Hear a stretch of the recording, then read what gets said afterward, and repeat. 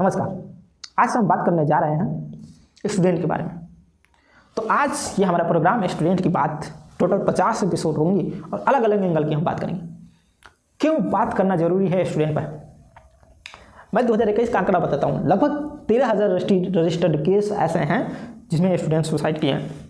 वो रजिस्टर्ड हैं, बहुत सारे अनरजिस्टर्ड हैं जो कि घर पे सुसाइड करते हैं। ये एकेडमिक जो जैसे कोचिंग हो गया, स्कूल्स हो गया, वहाँ पर सुसाइड के जो भी होते हैं उनका ये आंकड़ा है एक प्रकार से।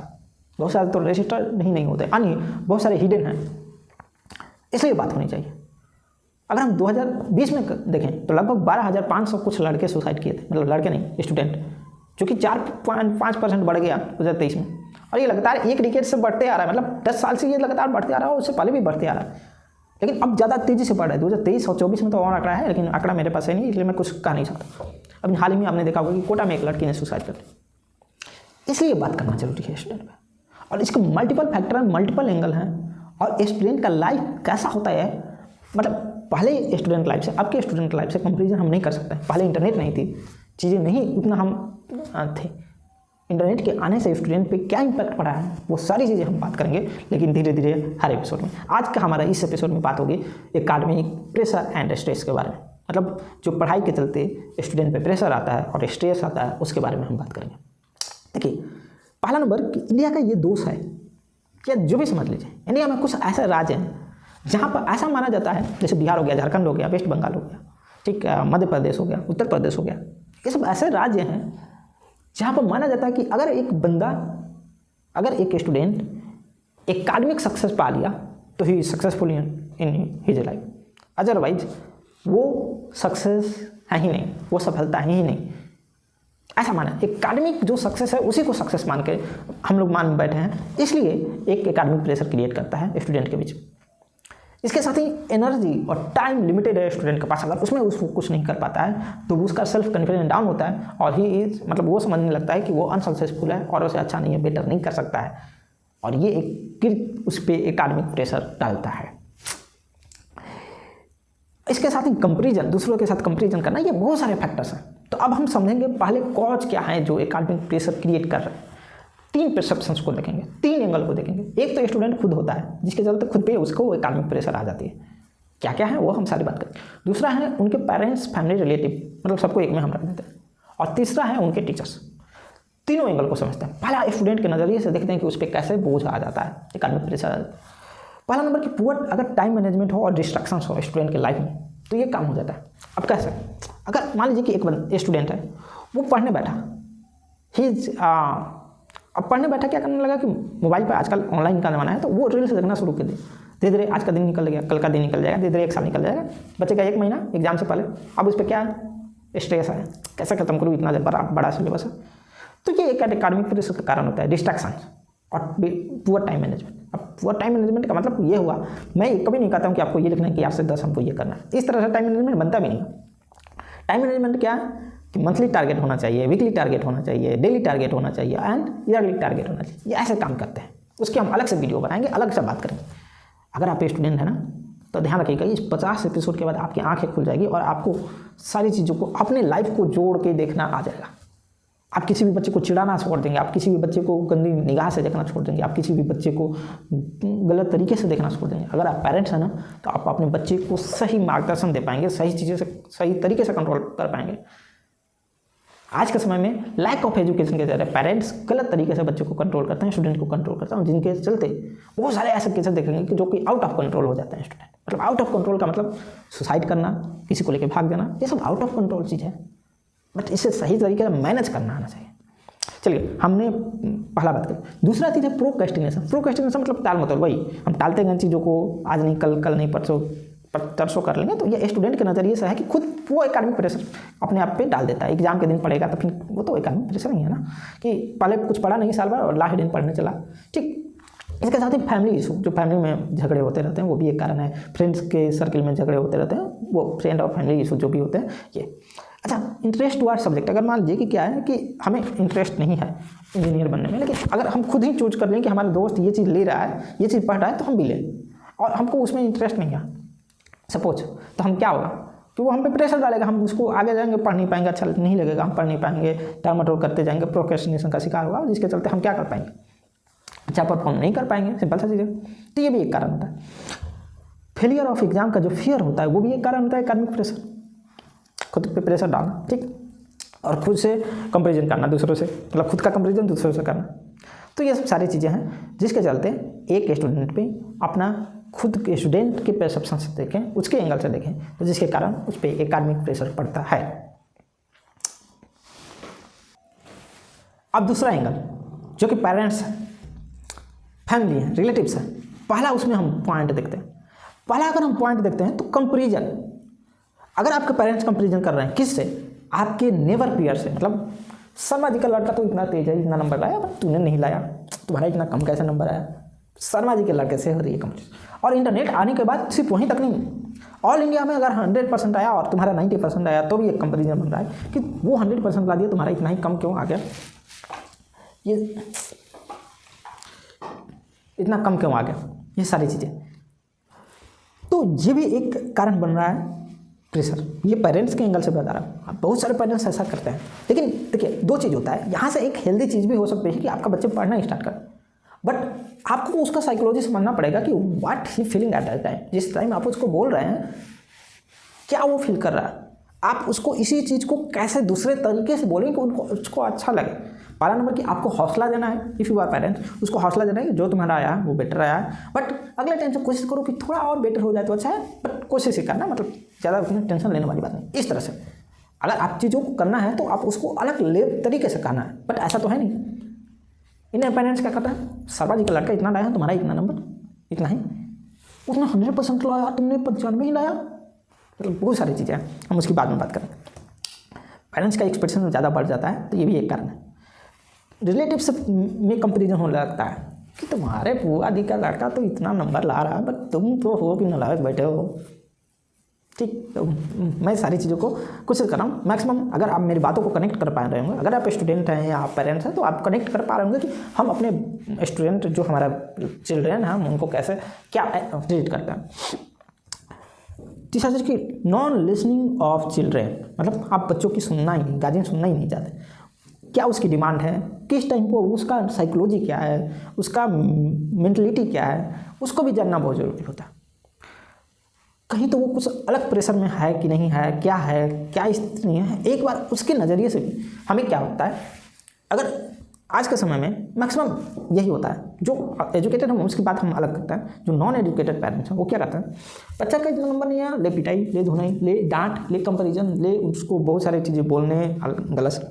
बट ऐसा नहीं होना चाहिए, इससे और उसका मोरल डाउन होता है। आपको उसका मोरल बढ़ाइएगा तभी कुछ हो सकता है, और उसके लिए एक बेटर वे हो सकता है कम्युनिकेशन का।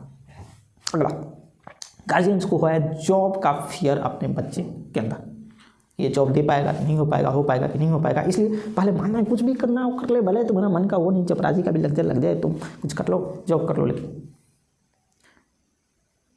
ये सब सारी चीज़ें, अब हम टीचर के एंगल को देखते हैं। ये सब सारी चीज़ें एकेडमिक प्रेशर बिल्ड करती है आप के चिल्ड्रेन पे। अगर आप पेरेंट्स सुन रहे हैं, तो अगर आप स्टूडेंट हैं तो इस चीज़ को आप अपने से रिलेट कीजिएगा, और इस चीज़ को रीड आउट खुद से करना पड़ेगा आपको। अगला टीचर का परसेप्शन, अगर आप कॉलेज में हैं, स्कूल में हैं, तो टीचर्स का परसेप्शन क्या होता है। 100 लड़के हैं और उसके बीच में उठा दिया और आपको जलील करने लगे, ये वो फलाने का, he is not able to understand why you are doing so. आप ऐसा कर क्यों रहे हैं, ये चीज़ों को नहीं समझ पाते हैं उस टाइम। लेकिन ज़रूरी है समझना, दोनों एंगल को समझना जरूरी है, स्टूडेंट्स के परसेप्शन से और टीचर का परसेप्शन से। अगर स्टूडेंट नहीं पढ़ रहा है तो टीचर को बोलना चाहिए। पहले आपको पता होगा कि अभी ये स्टूडेंट को नहीं मार सकता है, ये चीज़ क्यों लाया गया, क्योंकि समझाने से कोई समझेगा। अगर बच्चा कोई पढ़ने वाला है ही नहीं तो कभी नहीं पढ़ेगा, आपके मारने से नहीं पढ़ेगा। ये तो है, मतलब है, जब तक उसके अंदर दिमाग के अंदर ये नहीं जाएगा कि हमें पढ़ना ही क्यों चाहिए, तब तक वो नहीं पढ़ेगा। तो ज़रूरी है कि हमें उसके दिमाग में डालना, ठीक। और जो बच्चे पढ़ने वाले हैं, अगर उन पर अनहरिया गरजा जाएगा, फालतू का गरजा जाएगा, मतलब चिल्लाया जाएगा टीचर की तरफ से, या कंपेरिजन दूसरे के मतलब स्टूडेंट से किया जाएगा, या जलील किया जाएगा सभी स्टूडेंट के बीच में, तो उस पर एकेडमिक प्रेशर जाएगा। एकेडमिक प्रेशर का दो इफेक्ट हो सकता है, एक पॉजिटिव इफेक्ट हो सकता है कि वो पढ़ने लगा, और निगेटिव इफेक्ट हो सकता है कि वो डिप्रेशन में जाने लगे। रिजल्ट ओरिएंटेड एक्सपेक्टेशन जो होते हैं टीचर के, अगला ये भी कारण होते हैं। अगला जो सब्जेक्ट अपडेट करते हैं या हैवी कोर्स वर्क जो होते हैं, उसके चलते भी एकेडमिक प्रेशर बच पाता है। हम लोग जब 10 में थे मैं बताता हूँ। मैं सिंपल क्या करता था कि एक नोट्स जो पढ़ाया जाता था वो जिस सब्जेक्ट का मुझे पता है कि बुक्स ही काम होने वाला है 100%, तो उसका नोट्स बना के कोई फ़ायदा नहीं, मैं नोट्स नहीं बनाता था। रियलिटी में मैं नोट्स नहीं बनाता था। और टीचर जब भी बोलता था मैं कह देता कि आपको जो पूछना है इस चैप्टर से पूछिए, और नहीं बता पाया तब आप नोट पढ़ने को। और मैं उस चैप्टर को आराम से बहुत अच्छे तरीके से पढ़ के जाता था। हालांकि मेरे साथ ऐसा दिक्कत नहीं हुआ है नोट्स नहीं बनाने पे, लेकिन मैं अपने मन से कहता था कि अगर टीचर को मैं नोट्स नहीं बनाऊंगा, लेकिन अगर टीचर देखिए अभी क्या है कि हम लोग के टाइम पे भी ये था कि नोट्स पे नंबर मिलते थे, लेकिन हम लोग भाई दोस्त कले के देवता दिखा के ये कर लेते थे। थोड़ा कोई सब्जेक्ट का नोट्स बनाया जाता था। मैथ का नोट्स कौन बनाता है यार, वो भी बुक का एक लाइन बाई लाइन, मतलब ठीक है एक क्वेश्चन के पैटर्न पर 10 क्वेश्चन है, 2 क्वेश्चन बना लिए। अब 10 है तो 8 बनाना जरूरी है क्या? आप रफ हम लोग करते थे, लेकिन उसके साथ नोट्स बनाना जरूरी है। CW HW आल जाल, मतलब इतना मतलब हेडेक कि आदमी पढ़े कब, याद कब करे, ये नहीं टाइम मिलता था। मतलब आप 8 क्लास में हो, 7 क्लास में हो, 6 क्लास में, और आपको लगता है कि 8 घंटा स्कूल में पढ़ो, 2 घंटा घर पे पढ़ो, 2 घंटा 4 घंटा और ट्यूशन 2 घंटा, मतलब इतना हैवी कोर्स वर्क दे दिया गया है स्टूडेंट पे कि क्या हम बताएं। 8 क्लास का बच्चा है, 7 क्लास का बच्चा है, उसको एक दिन में 12 घंटे पढ़ना IAS का तैयारी कर रहा है, ऐसा लग रहा है। तो ये सब ओवरलोडिंग है जिसके कारण करंट प्रेशर बढ़ रहा है। अच्छा, इसके इफेक्ट क्या पड़ते हैं जल्दी जल्दी? 3 इफेक्ट पड़ते हैं, 3 प्रकार के। एक फिजिकल इफेक्ट, दूसरा मेंटल इफेक्ट, और तीसरा सोशल रिलेशनशिप पे असर पड़ता है। एकेडमिक प्रेशर होता है तो फिजिकल इफेक्ट क्या पड़ता है? भूख का नहीं लगना, थकान महसूस होना, सर दर्द करते रहता है, ये सब फिजिकल आपको प्रॉब्लम्स होती है। मेंटल हेल्थ पर क्या असर पड़ता है? डिप्रेशन में जाएंगे, एंजाइटी में जाएंगे, आपका स्लीप जो है पुअर स्लीप मैनेजमेंट हो जाएगा, क्वालिटी आपका स्लीप क्वालिटी पुअर हो जाएगा, ठीक है। सब्सटेंस यूज करने लगेगा, मतलब आप अल्कोहल का यूज़ करने लगते हैं स्टूडेंट, ट्रक से अल्कोहल, दारू, ये सब गंजा बीड़ी जो भी है पीने लगते हैं फलाने का। जो हाई लेवल ऑफ स्ट्रेस होता है, माइंड पे बहुत ज़्यादा तनाव होने लगता है, जिसके चलते वो बेटर परफॉर्म ऐसे भी नहीं कर पाएंगे। और तीसरा जो चीज़ है सोशल रिलेशनशिप। सोशल रिलेशनशिप पे कैसे असर पड़ता है? पढ़ाने में कि पेरेंट्स के साथ ही कन्फ्लिक्ट होने लगता है। कैसे? मतलब जब पेरेंट ने कुछ मांगा, बच्चे ने दिमाग तो ऑलरेडी स्ट्रेस में रहता है, प्रेशर में रहता है, तो फिर वो एक मतलब छोटा चिड़चिड़ापन जैसा चीज़ें, स्लिप साइकिल का तो प्रॉब्लम होता ही है। बहुत सारे सेक्सुअल एक्टिविटीज़ है वो एक्सपेरिमेंट करने लगता है। तो आज तो समझ रहे होंगे कि जब स्ट्रेस में आते हैं, नींद नहीं लगता है, तो थकान दूर करने के लिए क्या कर लेता है, जैसे मास्टरबेस जैसे चीज़ें करने लगता है। तो बहुत सारे सेक्सुअल एक्टिविटी पे एक्सपेरिमेंट करने लगता है, अपने आप को आइसोलेट करने लगता है, लोनली फील करना लगता है, अकेलापन महसूस करने लगता है, और इसके चलते सब्सटेंस यूज मतलब अल्कोहल जैसी चीज़ों को, यानी कि ये सोशल रिलेशनशिप में भी वो अपना उसमें पे इफेक्ट पड़ता है। अच्छा, तो अब इसको हम, हमारा जो लास्ट स्टेप होगा कि इसको हम कैसे मैनेज कर सकते हैं, कैसे कम कर सकते हैं। पहला नंबर कि दूसरों से कंपैरिजन करना बिल्कुल छोड़ दें, और आप दूसरों से कंपैरिजन करना सीखें। कंपैरिजन बिल्कुल ना करें। हेल्दी कंपटीशन का मतलब आप अगर कोई 2 दोस्त हैं तो आप उन दोनों के बीच में कंपैरिजन कभी ना करें, चाहे आप पेरेंट्स हैं या आप स्टूडेंट हैं, तो खुद आप दूसरे से कंपैरिजन बिल्कुल ना करें। हेल्दी कंपटीशन करें, मतलब आओ ये चीज़ हम दोनों लोग पढ़ते हैं, एक दूसरे से पूछेंगे, जो नहीं आएगा तो एक दूसरे को बताएंगे। This is healthy competition, not comparison. Okay.